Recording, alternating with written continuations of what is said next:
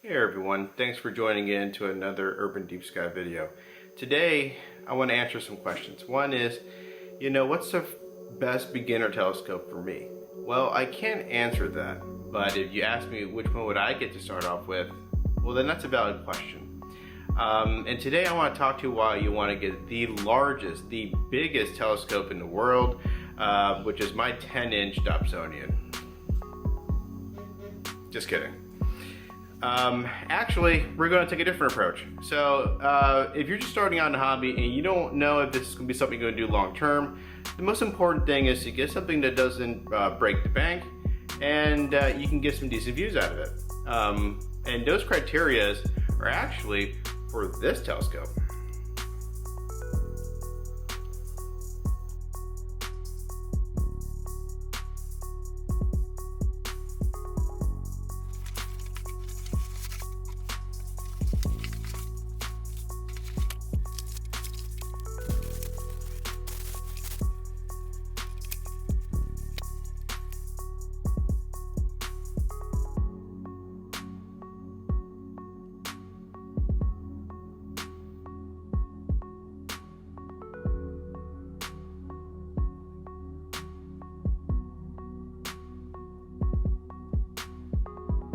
Okay, for the first step in collimating this telescope, we first have to work on what's called the secondary mirror in this apparatus right here. What you're looking for is the laser, when it reflects off the secondary mirror, to hit the donut in the center of the primary mirror down there. Right now it's showing a tad off to the side, so what I'm going to do is use a 5/6 Allen head key, and I'm going to go ahead and adjust the mirror to hit the center of the donut.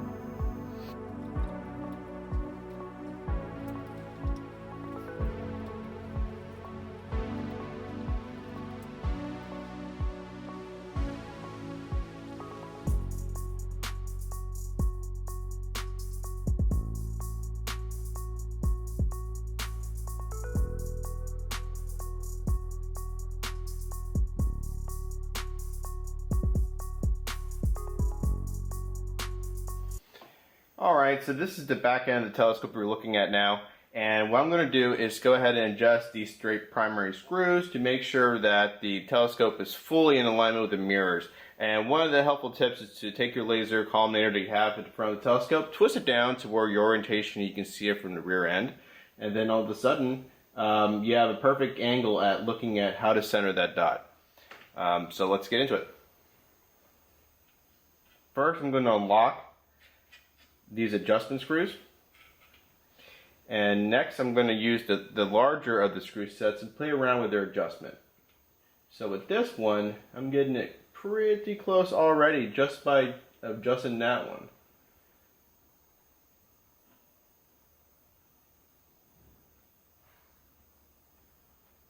And there we go. I am done. So I'm going to lock these screws into position using the smaller of the screw sets. And keep in mind, these may push the telescope out of alignment again once you tighten them down. So just do them as evenly as you can and keep going around until you have even tension. There you go. Now the proper alignment is in both mirrors, and we're ready to start viewing the telescope.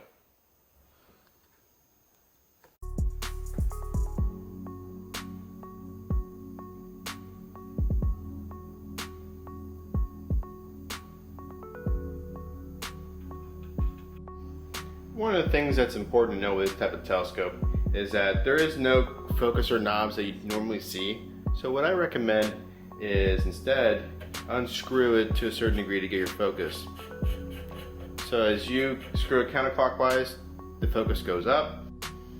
For the focuser, if you want to change the eyepieces, I recommend doing both of these little adjustments at the same time where you move them in and out.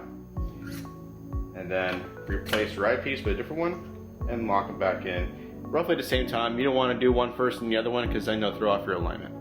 So keep that in mind. Now when it comes to eyepieces, this kit comes included with two eyepieces. They're actually quite good. they're alright for a beginner set. You may want to upgrade these in the future, but this will get you by. The first one that I want to talk about is what's called a Super 25. And this Super 25 will give, in this telescope, 26 power magnification. That's not a whole lot, but it's great to see things in full view, like the moon or some nebula. Those are great. Next, they included a 10 millimeter, which in this case gives 65 power to the telescope, and that is quite a bit more. The thing is, when you get to the more magnified settings, sometimes it's not really good cloudy out, and there's a lot of disturbance in the atmosphere, and what you're looking at is kind of low in the horizon.